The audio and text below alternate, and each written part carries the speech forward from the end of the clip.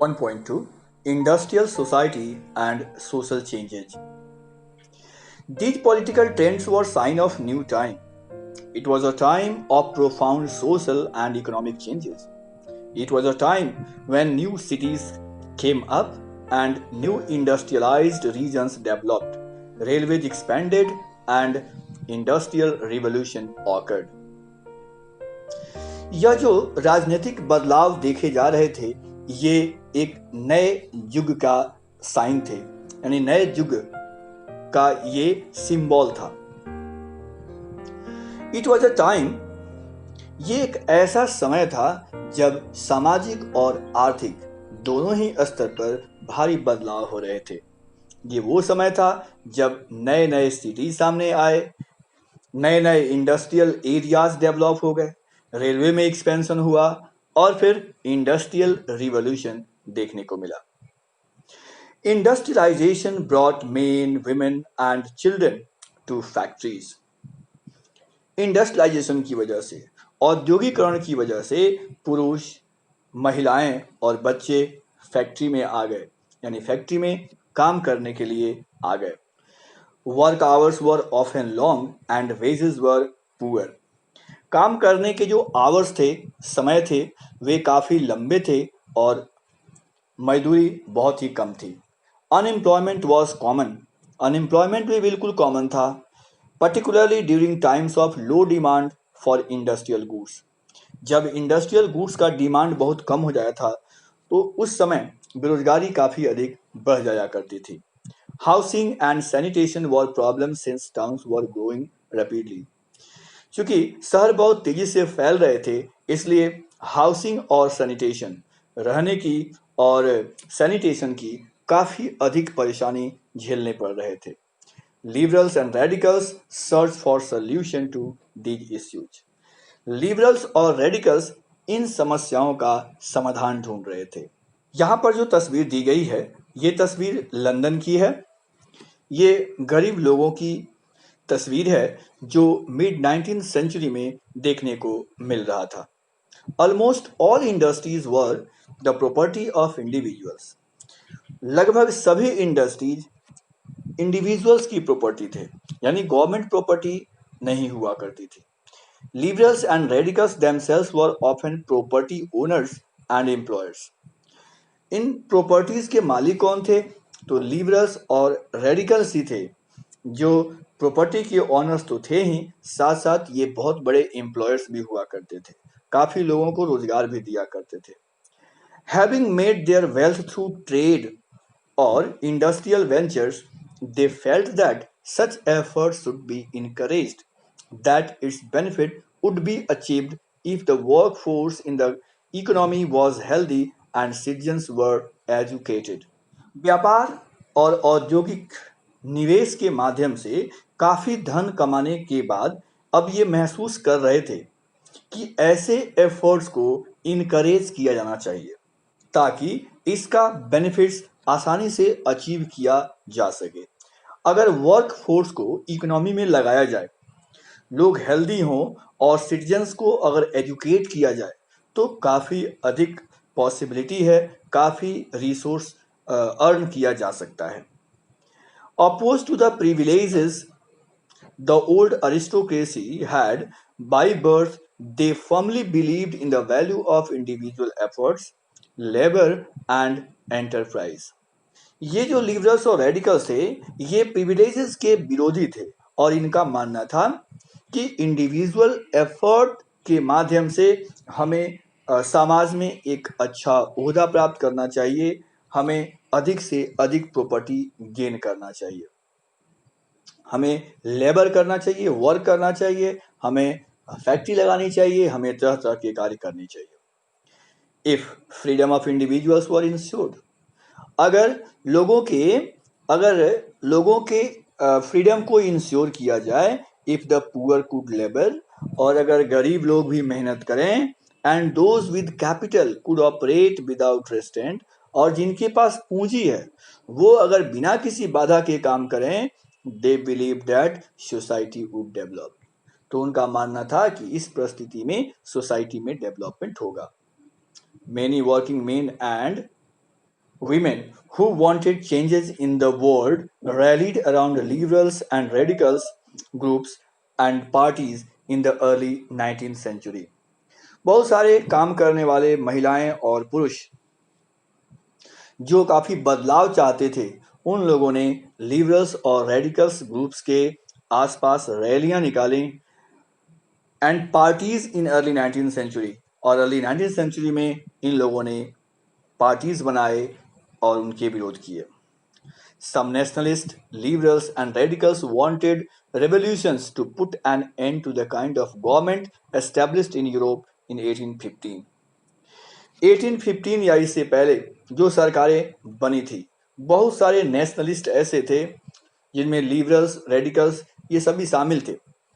वे चाहते थे कि वर्तमान में जो सरकार है उसे तुरंत समाप्त किया जाना चाहिए। In France, Italy, Germany and Russia, they became revolutionaries and worked to overthrow existing monarchs. इन 4 देशों में फ्रांस, इटली, जर्मनी और रसिया में ये लोग क्रांतिकारी बन गए और इन्होंने मोनार्क को उखाड़ फेंकने का भरपूर प्रयास किया। Nationalist talked of revolutions that would create nations where all citizens would have equal rights.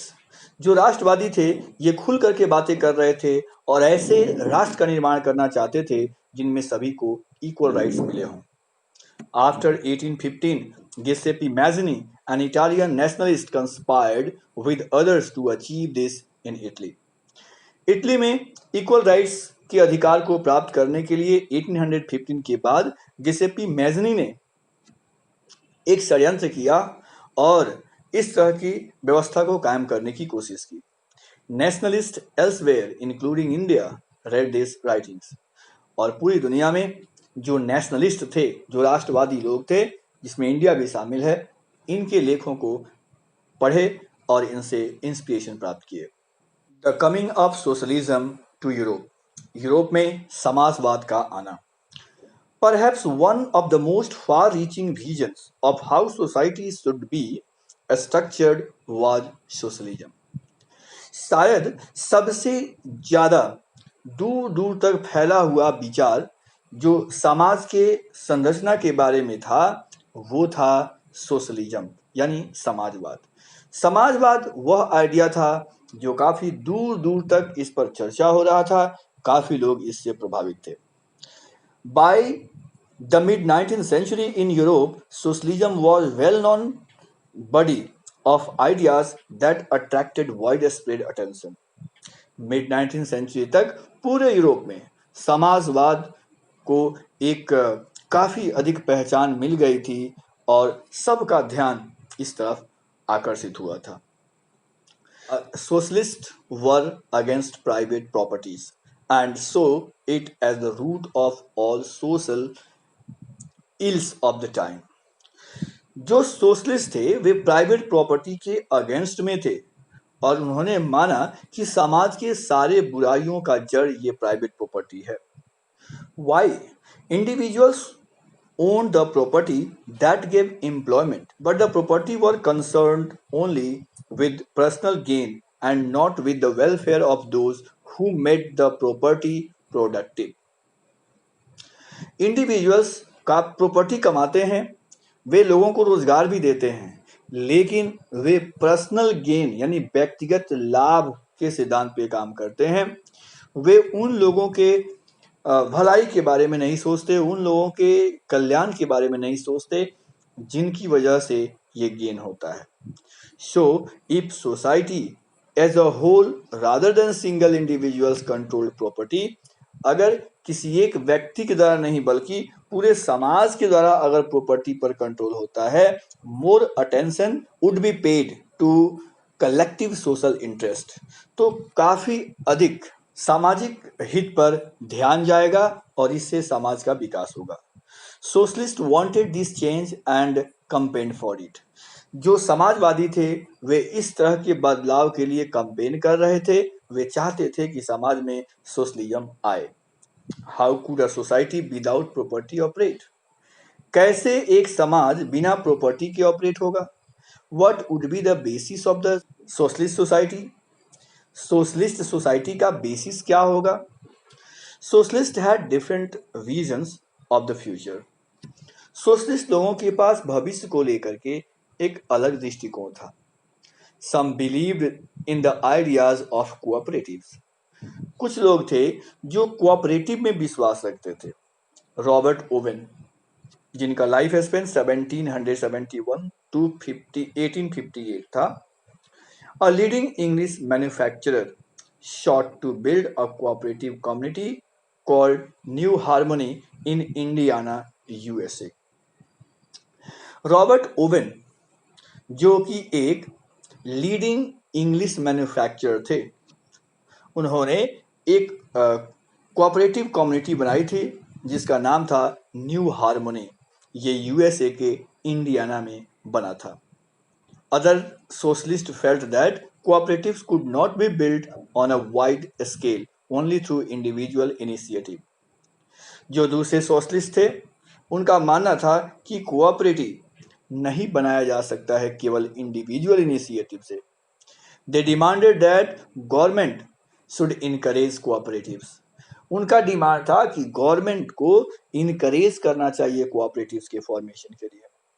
In France, for instance, Louis Blanc, 1813 to 1882, wanted the government to encourage cooperatives and replace capitalistic enterprises. Louis Blanc, जो France से थे, वो चाहते थे कि government cooperatives को encourage करे और कैपिटलिस्ट इंटरप्राइजेज को, यानी पूंजीवादी सिस्टम को रिप्लेस करे। These cooperatives were to be associations of people who produced goods together and divided the benefits according to the work done by members. Cooperatives associations हुआ करता था लोगों का जो एक साथ मिल करके काम करते हैं और प्रॉफिट को अपने कार्यों के अनुसार अपने मेंबर्स में शेयर कर लेते हैं। कार्ल मार्क्स, जिनका लाइफ स्पेन 1818 से 1883 रहा है, and Friedrich Engels 1820 to 1895 added other ideas to this body of arguments. इस आर्गुमेंट में कार्ल मार्क्स और फ्रेडरिक एंगल्स ने एक अलग विचार दिए। Marx argued that industrial society was capitalist. Karl Marx ने कहा कि जो इंडस्ट्रियल सोसाइटी है वो कैपिटलिस्ट है, यानी पूंजीवादी है। Capitalist own the capital invested in factories. Factories में जो पूंजी इन्वेस्टेड होता है, कैपिटलिस्ट उसके ओनर होते हैं। And the profit of capitalist was produced by workers. और जो कैपिटलिस्ट के प्रॉफिट होते हैं वो वर्कर्स के मेहनत की वजह से होते हैं। The conditions of the workers could not improve as long as this profit was accumulated by private capitalist. और जब तक प्राइवेट कैपिटलिस्ट के द्वारा इन सारे प्रॉफिट्स को एक्यूमुलेट किया जाएगा, वर्कर्स के कंडीशन में सुधार नहीं होगा। Workers had to overthrow capitalism and the rule of private property. Workers को स्ट्रगल करके कैपिटलिज्म को उखाड़ फेंकना चाहिए, प्राइवेट प्रॉपर्टी के रूल को खत्म कर देना चाहिए। Marx believe that to free themselves from capitalist exploitation, workers had to construct radically socialist society where all the property was socially controlled. Karl Marx का मानना था कि अपने आप को कैपिटलिस्टिक एक्सप्लॉयटेशन से फ्री करने के लिए, आज़ाद करने के लिए वर्कर्स को रेडिकली सोशलिस्ट सोसाइटी का गठन करना चाहिए जिसमें प्रॉपर्टी सामाजिक स्तर पर नियंत्रित हो। This would be communist society. और यह जो सोसाइटी होगी यह कम्युनिस्ट सोसाइटी होगी। He was convinced that workers would Triumph in their conflict with capitalist. उनका मानना था कि पूंजीपतियों के इस कॉन्फ्लिक्ट में जीत वर्कर्स की होगी। A communist society was the natural society of nature. Karl Marx का मानना था कि एक कम्युनिस्ट सोसाइटी नेचुरल सोसाइटी होती है। कार्ल मार्क्स के अनुसार a communist society was natural society of future. Karl Marx के अनुसार एक कम्युनिस्ट सोसाइटी ही भविष्य की एक नेचुरल सोसाइटी थी। By 1870, socialist ideas spread through Europe. To coordinate their efforts, socialists formed an international body, namely the Second International. 1870 के दशक तक जो सोशलिस्ट आइडियाज थे ये पूरे यूरोप में फैल चुके थे। सभी के प्रयासों को कोऑर्डिनेट करने के लिए एक इंटरनेशनल ऑर्गेनाइजेशन की स्थापना हुई जिसका नाम था the second international. Workers in England and Germany began forming associations to fight for better living and working conditions. England और जर्मनी के वर्कर्स एसोसिएशन फॉर्म करने लगे ताकि वो अपने बेहतर मजदूरी और बेहतर वर्किंग कंडीशन के लिए स्ट्रगल कर सकें। They set up funds to help themselves in the times of distress. इतना ही नहीं, उन लोगों ने विषम परिस्थिति में एक दूसरे को हेल्प करने के लिए फंड भी उन्होंने जमा किया and demanded a reduction of working hours and right to vote. इन लोगों ने डिमांड किया कि इनके काम करने के समय को रिड्यूस किया जाए, कम किया जाए और साथ ही साथ इन्हें वोट देने का अधिकार दिया जाए। In Germany these associations work closely with Social Democratic Party SPD. Germany में ऐसे एसोसिएशंस ने सोशल डेमोक्रेटिक पार्टी यानी SPD के साथ मिलकर के काम किया and helped it to win parliamentary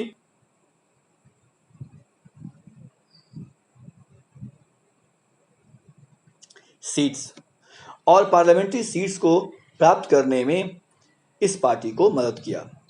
By 1905, socialist and trade unionists formed Labour Party in Britain and Socialist Party in France.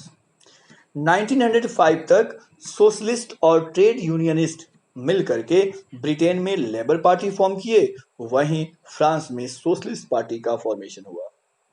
However, till 1914, socialists never succeeded in forming a government in Europe. लेकिन 1914 तक socialist पूरे Europe के किसी भी हिस्से में अपनी government बनाने में सक्षम नहीं हुए। Represented by strong figures in parliamentary politics, their ideas did not shape legislation, but governments continue to be run by conservatives, liberals and radicals. Parliamentary politics में काफ़ी स्ट्रॉन्ग रिप्रेजेंटेशन के बावजूद इनके आइडियाज़ को विशेष रूप से नहीं एक्सेप्ट किया गया in the field of legislation, यानी कानून बनाने के मामले में इनके आइडियाज़ को इनकॉर्पोरेट नहीं किया गया। गवर्नमेंट अभी भी कंजर्वेटिव्स, लिबरल्स और रेडिकल्स के द्वारा ही चलाई जा रही थी।